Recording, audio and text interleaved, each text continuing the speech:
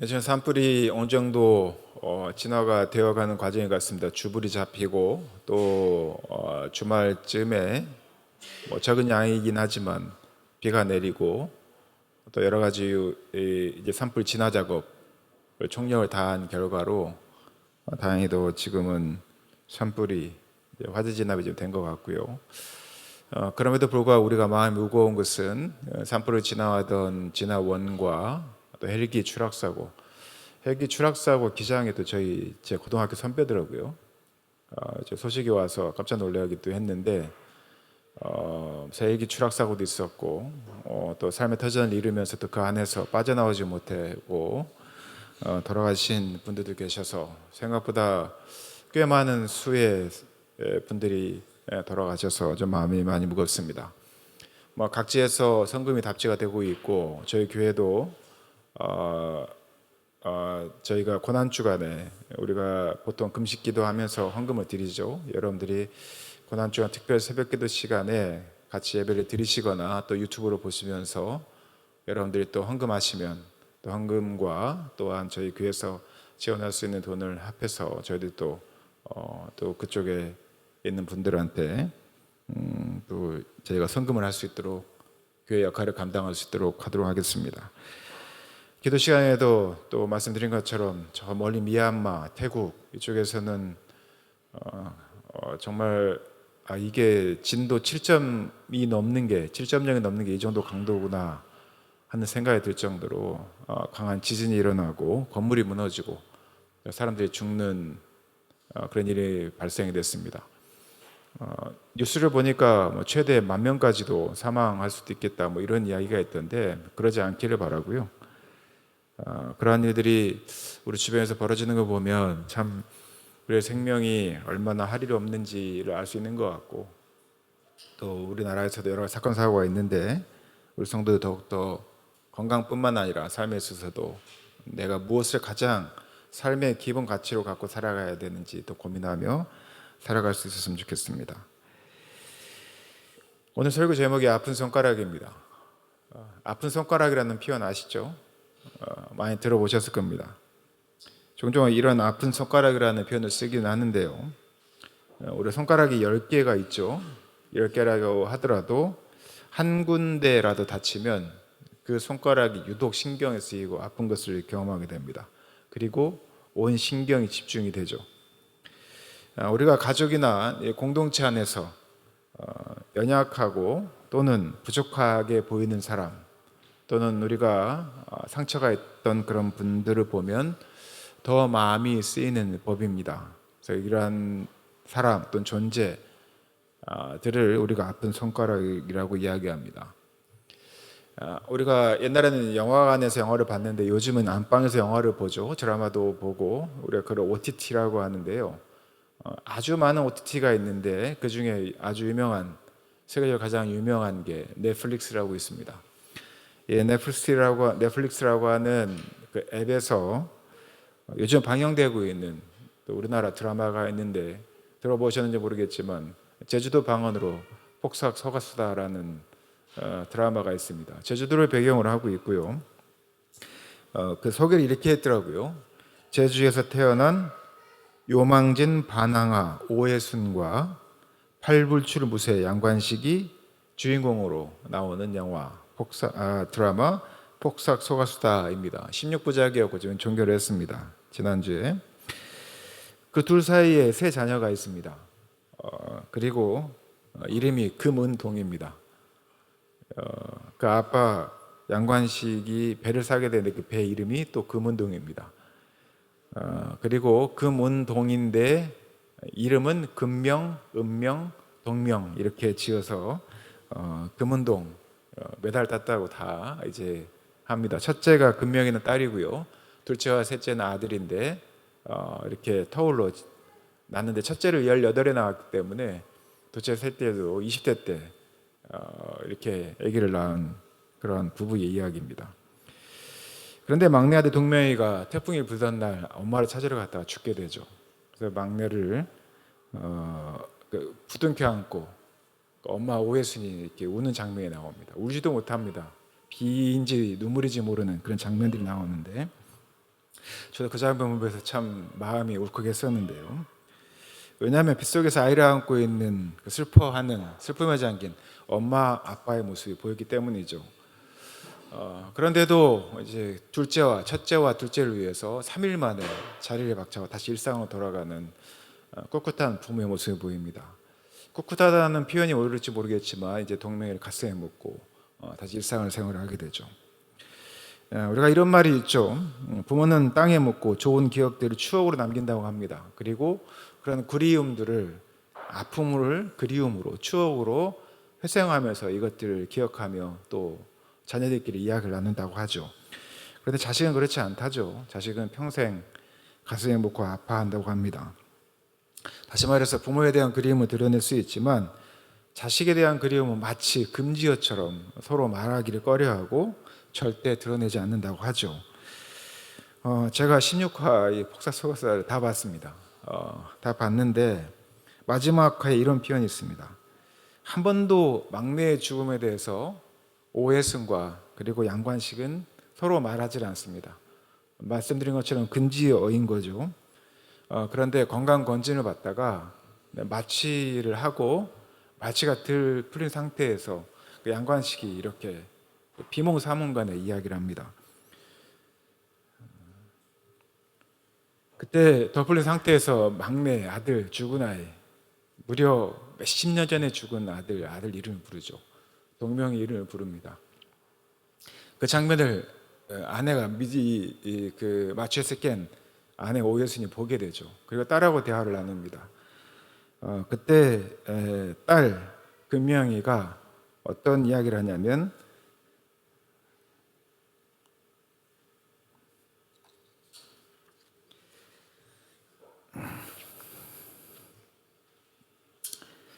엄마와 딸이 이야기를 하는데 아빠의 평생 감옥을 보았다 이야기를 합니다. 이 표현이 정말 저한테 저 자식을 키우다 보니까 이 표현이 정말 딱 와닿더라고요. 자식의 죽음이라고 하는 건 이거 그냥 아픈 손가락 정도가 아니라 평생의 감옥이겠다 하는 생각이 들었습니다. 그만큼 사무칠 만큼 아프고 또 아팠다는 것이죠. 그게 자식의 죽음이고 그리고 폭삭소가수다라는 그 영화에서 양관식과 오예순의 가장 아픈 손가락은 그 막내 아들 동명의 죽음이었을 겁니다.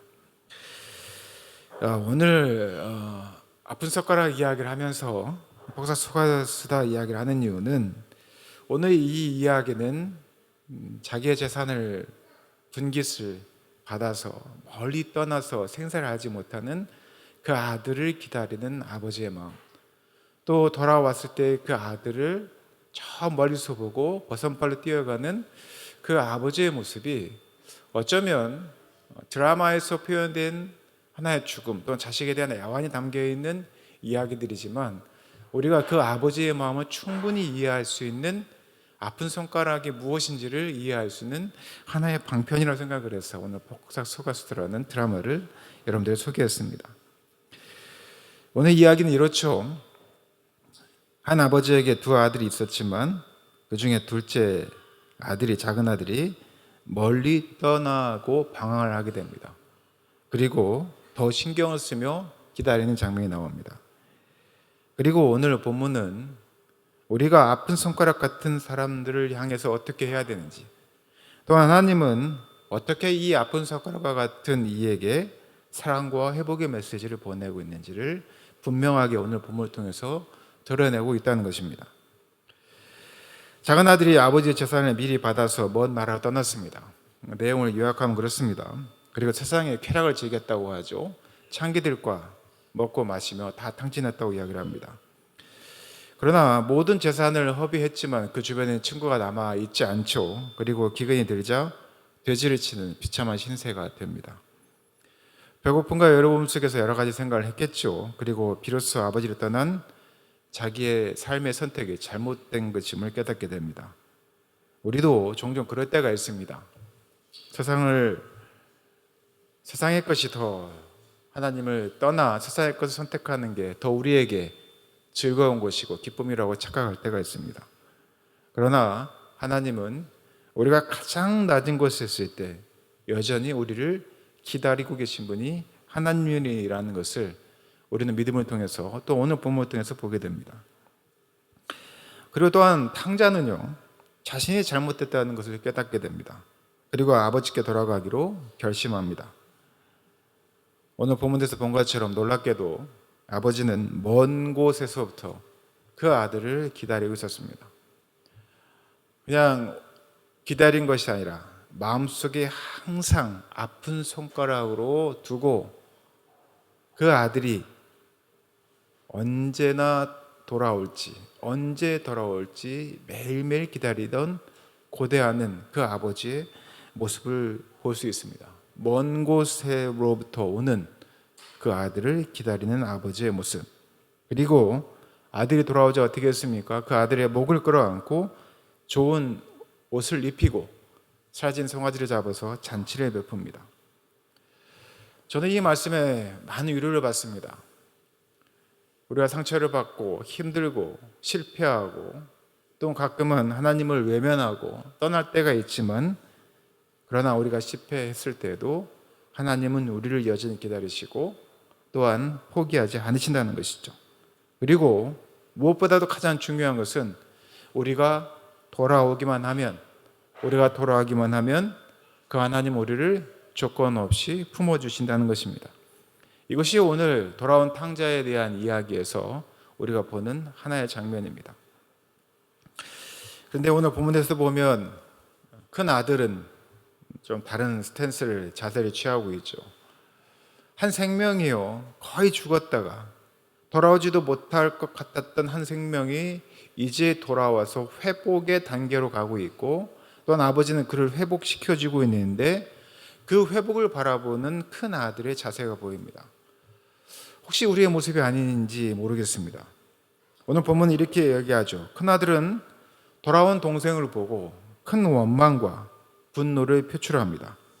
이렇게 표현하는 거죠. 저 탕자는 아버지의 재산을 다 낭비해버렸는데 왜 저를 위해서는 잔치를 베풀어 주지 않고 저 탕자를 위해서만 이런 잔치를 베풀고 계십니까? 라고 이야기를 합니다. 그때 아버지가 이야기를 하죠. 32절입니다. 한번 같이 읽어볼까요? 32절. 누가복음 15장 32절 말씀입니다. 한번 읽어볼까요? 시작. 이 내 동생은 죽었다가 살았으며 내가 잃었다가 얻었기로 우리가 즐거워하고 기뻐하는 것이 마땅하다 하니라. 죽었다가 살아났다고 한다면 그것만큼 기쁜 것이 어디 있겠습니까? 그게 아버지의 마음이고 어머니의 마음입니다. 복사 서가수다에서 동명이에 대한 기억이 마지막 화에 언급이 되는데 시로도 승화가 되어지는데, 이제 아버지가 죽을 때가 돼서 아들을 만나는 장면을 기대를 합니다. 그런데 그 마음이 여러 가지 교차가 되죠. 그러나 우리가 그 마음 가운데서 볼 수 있는 것은 이제 내가 죽어서 그 아이를 만날 수도 있다라는 생각, 또는 우리가 생각하는 죽음과는 조금 다른 장면들 또는 어떤 전개들이 비추어지고는 있지만, 그러나 마지막에 그와 함께 할 수 있는 그런 시간들에 대한 회상들, 생각들이 그들의 마음에 상처를 치유하는 장면들을 보게 됩니다. 그런데 현실에서 한 생명이 하나님께 회복되어지고 돌아오는 장면이 연출되어진다면, 그것이 우리의 현실이 되어진다고 한다면 우리는 그 현실을 회복의 관점에서 어떻게 봐야겠냐는 것이죠. 거의 죽었던 한 생명이 살아났으며 잃었다가 다시 얻은 그 기쁨이 얼마나 크겠냐는 겁니다. 이것이 바로 하나님 아버지의 마음이고요, 그게 바로 부모의 마음입니다. 우리가 일상 가운데, 우리의 삶 가운데 다른 사람이 믿음 가운데 회복되어질 때 우리는 그가 어떠한 사람이든지 우리의 마음 상태가 어떤지 한번 돌아볼 필요가 있습니다. 왜냐하면 우리의 아픈 손가락이 누구인지를 우리가 한번 이 시간, 예배 시간에 말씀을 통해서 한번 잘 들여다보자는 것입니다. 사랑하는 제교 성도들의 아픈 손가락은 누구입니까? 그 아픈 손가락이 회복되어질 때 우리는 어떠한 마음을 가지고 있습니까? 한 영혼이 전도되어져서 하나님의 말씀을 인하여서 삶이 변화되어지고 하나님의 자녀로서 백성의 삶을 살아가는 그 회복의 과정을 보면서 우리가 기뻐한다고는 하지만 혹시 우리는 그 아픈 손가락을 내버려 두거나 아니면 그가 회복되지 않기를 그러는 마음들을 우리가 혹시 갖고 있지는 않습니까? 그게 바로 큰아들의 마음이 있을 수도 있습니다. 그러나 아버지의 마음은 다르다는 것이죠. 우리는 우리 이 존재 자체가 탕자처럼 방황할 수 있습니다. 잘못된 선택을 할 수도 있고 또한 잘못된 길을 갈 수도 있습니다. 그러나 오늘 본문 말씀 우리에게 하나님은 우리를 언제나 항상 기다리고 계신다고 이야기를 합니다. 왜냐하면 우리의 존재가 아픈 손가락이었기 때문입니다. 그런 아픈 손가락이었던 우리가 하나님께서 우리가 회개하여 돌아갈 때 또 우리가 회복하고자 할 때 하나님께서 우리를 온전히 회복시켜주고 또한 기다려주시고 우리를 잔치를 베푸셨음을 우리는 이미 믿음으로 고백하였고 경험한 이들입니다. 그래서 우리는 하나님이 나를 용서하셨듯이 하나님이 나와의 관계를 회복하셨듯이 또한 우리의 삶을 다시 온전하게 회복하여 주신 것처럼 우리는 어떻게 될까요? 우리도 동일하게 누군가를 용서하고 사랑하는 삶을 살아야 한다는 것입니다. 하나님 편에서 아픈 손가락은 누구일까요? 저는 당연히 우리였다고 생각합니다. 예수 믿기 전에 우리였습니다. 우리가 아픈 손가락이었습니다. 그리고 오늘 여러분들이 돌아온 탕자 비유 앞에 나오는 두 가지 비유, 잃어버린 양 한 마리, 99마리는 그냥 두고 잃어버린 양 한 마리 찾았던 목자의 마음, 10드라크마 중에 한 드라크마를 잃어버렸을 때 그 드라크마를 찾기 위해서 온 집안을 뒤졌던 그리고 기뻐했던 신부의 이야기, 한 여인의 이야기, 바로 그 한 드라크마, 한 어린 양, 그리고 오늘 돌아온 탕자가 바로 우리의 모습이었습니다. 그렇다면 우리 사랑하는 성도들에게 묻고 싶습니다. 오늘 이야기는요, 오늘 돌아온 탕자 이야기는 여러분들이 너무 많이 들어보셨을 거예요. 자, 하나님의 입장에서 돌아온 탕자는 우리의 모습입니다. 그리고 여러분들은 하나님께서 여러분들을 회복시켜 주시고 또 하나님의 자녀로 다시 삼아 주셔서 이곳에 와 앉아 있으며 예배를 드리고 있습니다. 그러면 여러분들에게 묻고 싶습니다. 우리 사랑하는 제이케 성도들에게 가장 아픈 손가락은 누구입니까? 가장 아픈 손가락은 누구입니까? 자녀들 중에 있을 수도 있죠. 가장 먼저 우리 가족들, 우리 친인척들, 내가 가장 사랑하는 바로 지척에 있는 사람이 나의 가장 아픈 손가락일 것입니다. 교회 성도들 중에 사랑하고 함께 교제하였던 이들이 우리의 가장 아픈 손가락일 수도 있습니다. 우리 일상 중에서 만난 한 사람이 우리의 이웃일 수도 있습니다.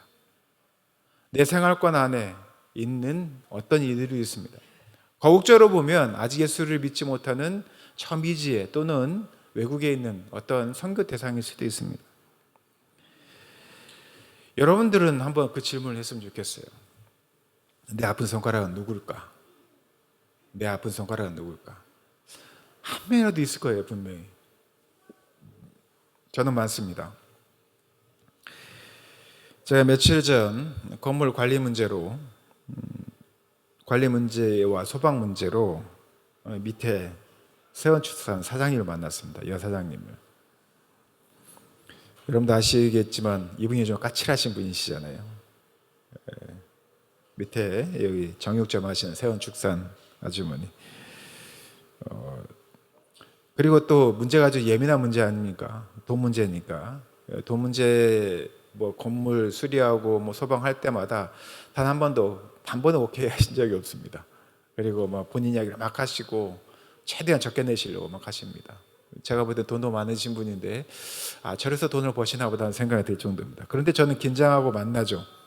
왜냐하면 저는 목사고 말을 예쁘게 해야 되는데 그분하고 이야기를 하다 보면 나도 모르게 목소리가 커집니다. 처음에 이제 만나려고 딱 가는데 제가도 모르게 스트레스 받고 긴장을 하고 가고 있더라고요. 이 오늘 대화가 어떻게 진행이 될까? 그러다가 그분이 또 예의 똑같은 표정과 말투로 좀 껄끄럽고 표정도 별로 좋지가 않습니다. 한참 이야기를 하는데 갑자기 그분이 이런 이야기를 하시는 거예요. 내가 좀 건강이 안 좋아서 요즘 스트레스 받으면 안 돼요. 갑자기 머리가 막 아프고 그리고 몸이 막 가라앉고 그래서 싸우기 싫다는 거예요. 그러더니 목소리가 갑자기 잦아지더니 조용조용히 이야기하시는 거예요. 그 전까지 저도 막 설명을 하느라고 약간 목소리 톤이 높아지고 있는 상황이었거든요. 본인이 몸이 안 좋으니까 이게 서로 대화를 하다가 혈압이 오르면 갑자기 쓰러질 수도 있고 또 그런 경험이 있어서 되게 조심조심 하시는 겁니다. 딱 그 얘기를 하시는데 되게 애잔해 보이는 거예요. 사람 마음이 참 간사하죠. 그 전까지는 긴장하고 어떻게 하면 내가 전투력을 키워서 좀 제대로 돈 내게 할까 막 이런 마음으로 갔다가 그분이 연약한 소리를 하니까 괜히 마음이 그렇더라고요. 그래서 그분에게 정말 진지한 마음으로 진실한 마음으로 건강하십시오. 제가 좀 목소리 톤이 높았는데 잘 안 들리실까 봐 제가 큰 소리로 이야기했는데 오해하시지 않았으면 좋겠다 이렇게 얘기하고 최대한 부드럽게 대화를 하고 그렇게 나왔습니다. 물론 제가 목적한 바도 잘 이루고 왔습니다. 그런데 올라오는데 그 생각이 들더라고요. 이번 일주일 동안 아픈 손가락이라는 제목을 가지고 설교 준비를 쭉 하면서 이분이 나의 아픈 손가락이 아닐까 하는 생각이 들었습니다. 솔직히 그분을 나의 아픈 손가락으로 인정하고 싶지 않죠. 인간적으로는 그렇습니다. 잘 안 붙어지고 싶고 돈 문제 또 이거 하는 것도 가능하면 얘기하지 않고 억울히 안 붙었으면 좋겠다라는 마음이 솔직한 인간적인 마음입니다. 제가 얼마나 인간적이냐면 매달 관리비 영수증을 보냈는데요. 보통 보면 관리비 이 영수증 하는 거를 가서 드려야 되잖아요. 제가 밤늦게 밑에 끼워놓고 갑니다. 왜냐하면 괜히 부딪히면 또 말 섞고 또 그분과 말 섞다가 내가 스트레스 받을까 봐 이런 경험이 몇 번 있다가 그랬었는데요. 그 생각이 들더라고요. 올라오면서 이분이 내 아픈 손가락은 아닐까. 아직 하나님을 잘 알지 못하고 돈에 쩔쩔매는 것 같고 사람들과의 관계가 부드럽지 못한 것 같지만 2층에 제일교회 공동체가 있고 목사님 저를 만나게 하고 그분과 대화를 하게 하시면서 혹시 그분도 하나님의 아픈 손가락이 아닐까, 나에게 보내주신 아픈 손가락이 아닐까. 그런데 내가 혹시 그분을 큰 아들처럼 대하고 있는 게 아닐까, 이런 생각이 들었습니다. 저는 우리 사랑하는 성도들에게 다 아픈 손가락이 적어도 한 명 이상은 있을 거라 생각합니다. 없다면 정말 대단하신 분이시죠. 그런데 주님이 그 아픈 손가락이었던 한 영혼이 회개하여 돌아올 때 어떠한 모습을 보였는지 생각해 보십시오. 그리고 그 회개하여 돌아오는 탕자가 바로 우리의 모습이었다고 생각하신다면 우리의 아픈 손가락이 하나님 앞에 돌아올 때 또한 그런 기회가 주어질 때 주님이 우리를 기쁘게 받아주신 것처럼 제자된 우리도 어떻게 해야 될까요? 동일하게 그를 환영하고 사랑해야 한다는 것입니다. 우리 주변에 누가 우리의 아픈 손가락인지 한번 잘 찾아보시기 바랍니다. 자녀일 수도 있고 남편, 아내일 수도 있고 또는 가족 중에 한 명일 수도 있고 일가 친척일 수도 있고 내 일상 중에 만나는 사람일 수도 있고 내 삶 가운데 만나는 가까운 이웃일 수도 있고 더 나아가 나를 힘들게 하고 또한 원수의 위치까지 갈 수 있을 만큼 그러한 복잡한 관계에 있는 사람일 수도 있습니다. 그런데 불구하고 재산을 다 탕진하고 그리고 어쩔 수 없이 돌아온 그 아들을 멀리서부터 아들을 기다리고 버선벌로 나와서 입을 맞추고 씻기고 사진 송화를 하며 잔치를 베풀었던 그 아버지의 마음으로 하나님께서 우리를 향해서 보여주신 그 사랑처럼 우리들도 아픈 손가락, 그 연약한 이들을 사랑하며 받아들이며 잔치를 베풀고 또한 주님 안에서 함께 하나님 공동체를 이룰 수 있는 그런 아픈 손가락을 기억하시고 찾아가시고 하나님의 사랑을 보여주는 우리 사랑하는 재교송 되시기를 예수님의 이름으로 축원하고 부탁드립니다. 함께 기도하겠습니다.